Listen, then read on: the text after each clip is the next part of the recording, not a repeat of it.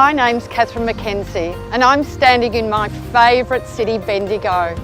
And I love it because of the broad streetscapes, the gorgeous, rich Victorian architecture, the beautiful street furniture, lights, towers, spires.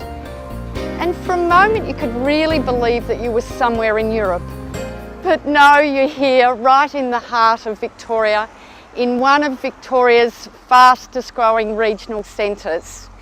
It's a commercial hub, but it's a beautiful historic city and a gorgeous city to be part of.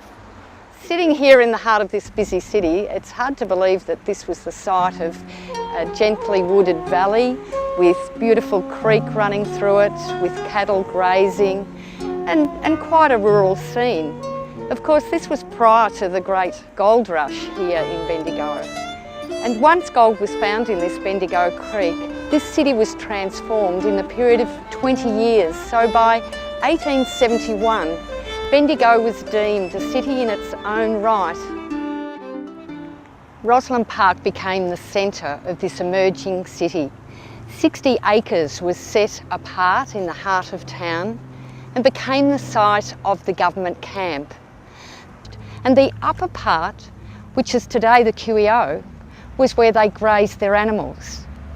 And this was central to the whole of the goldfields and gold scene. Roslyn Park today provides a tranquil escape for the community and many visitors, but it's also the site of the senior secondary school, one of the largest schools in Victoria, and Camp Hill Primary School. On the perimeters of Roslyn Park, there are many beautiful historic buildings. By the late 1850s, Bendigo experienced a second gold rush. Miners discovered gold in the deep quartz reefs. The surface exposures of quartz, called reefs, were chased down through the earth. Deeper and deeper went the mining shafts. And within a couple of decades, Bendigo miners were working at depths greater than anyone else in the world, over 2 kilometres below the surface.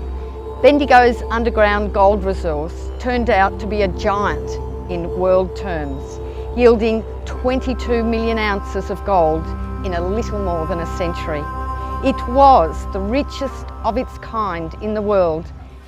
You can still find gold mining in Bendigo today in its historic form by visiting Central Deborah, the tourist gold mine, or its modern face in Bendigo Mining's massive tunnelling operations under the city. By the 1870s, Bendigo was a great, thriving city. Enterprises that existed then are still with us today. For example, the Bendigo Pottery, Bush's Store and the Bendigo Bank. As Bendigo emerged into this grand city, it managed to keep some of the original buildings. It retained elements of its first architectural layer. New architectural forms emerged as old buildings were upgraded or replaced. The Shamrock Hotel, for instance, went through 3 building forms. In the 1870s, it had a fairly basic design. Today, its third 1890s form survives in all its boom-time magnificence.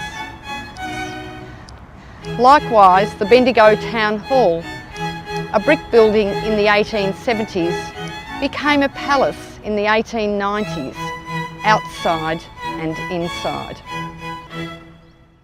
Today the architectural vibrancy continues, with the large Bendigo Bank building emerging in the heart of Charing Cross and La Trobe University's Visual Arts Centre in View Street, all reflecting the spirit and confidence the current generation have in this city. The city's balancing of progress and preservation is everywhere on display. Take, for instance, the trams. They were introduced to Bendigo about 100 years ago. Trams have long disappeared from streetscapes from other places, but not Bendigo. and a tram ride through our beautiful city is a must-do experience. We're now approaching the magnificent Shamrock Hotel, located at the... Old buildings like former banks have new lives as restaurants and cafes. During the 1880s and 1890s, wealthy Bendigonians visited the salons of Paris and London and purchased artworks for the gallery here in View Street. At the same time, the Chinese community were importing rich textiles and bringing those to the city to showcase their rich way of life. The Chinese Association's historic meeting place is now part of the award-winning Golden Dragon Museum.